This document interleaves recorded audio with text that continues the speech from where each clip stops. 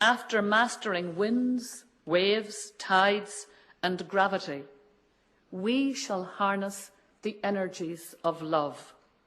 And then, for the second time in the history of the world, we will discover fire.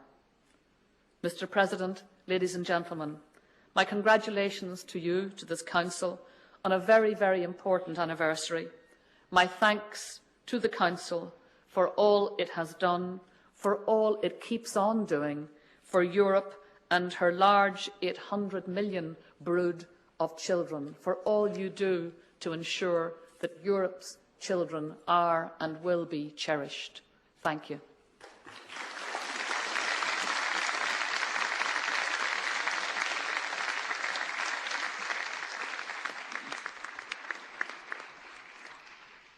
Thank you very much, Mrs.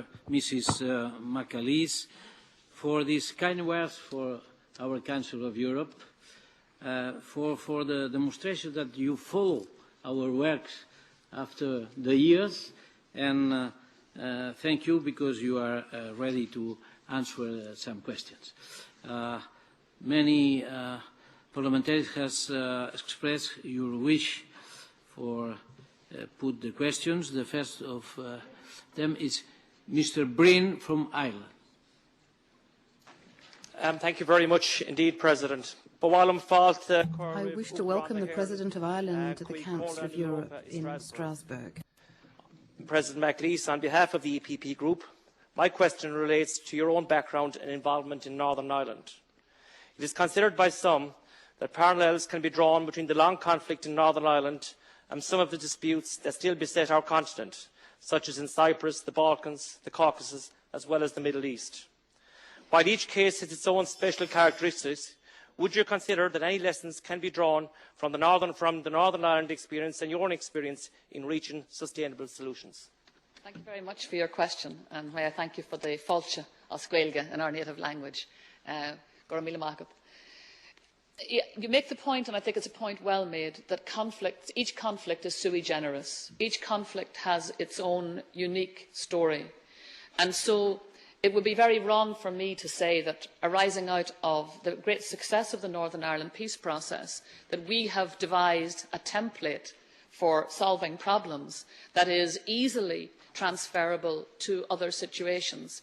I do not think that would be true, but I do think it is true that in the processes that we have undertaken and in the successes and the failures that we have known along the way, we have a body, a resource that ultimately, I think, can help to inform those who are trying to go the same journey to peace that we are going. It's not that we have a ready reckoner that can easily be imposed, but rather a series of interesting insights. Among them are, for example, we spent a long time in Northern Ireland baffled by each other. It's remarkable to me that people can live as neighbours right next door in the same street as one another and be so profoundly ignorant of one another. And that is true everywhere in the world. Just because you live right next door to people does not mean that you know them. Worse than that, you often think you know them, but you only know them from your own perspective. And it is so important that if we really want to bridge the gulf of conflict, that we get to know one another, that we really do understand why the other believes what they believe about us, why we believe, and let them understand where our perspective is coming from. So I think there has to be a process of really, truly getting to know your neighbour and listening much less judgmentally. There also, I think, has to be, for example, in our own case in Ireland, there has to be great leadership. Leadership is very, very important. The language that is used by leaders is picked up on. I'm very conscious, for example, that when particularly over the last 20 years or so, when Prime Minister Tony Blair and our own Taoiseach, then Bertie Ahern, really manifestly had a good personal relationship, it changed the temper of so many other relationships. People took their cue from them right down the line.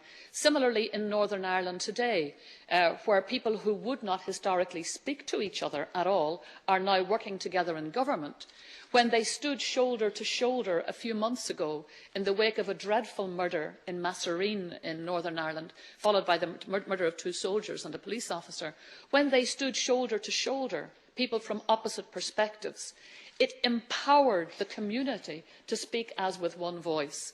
So leadership is important. Work at the communal level is important. At local level, people making connections across the divide, even doing so in the teeth of opposition from their own families and their own friends. It was so important in Ireland that there were groups of people who would bridge the divide and sustain those bridges over a very long period. There was also, I think, very importantly, help from outside. We got tremendous help, not just from the countries represented here, but we got formidable help from our colleagues in the United States, which was crucial.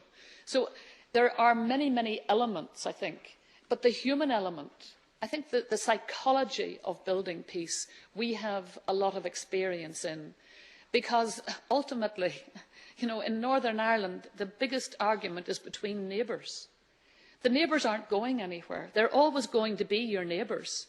So your children can live uncomfortably, with bad neighbours, and your grandchildren can live uncomfortably, or as your parents and grandparents did, or in this generation, we who are much more educated about these things, we can stop that baton of hatred from being handed on.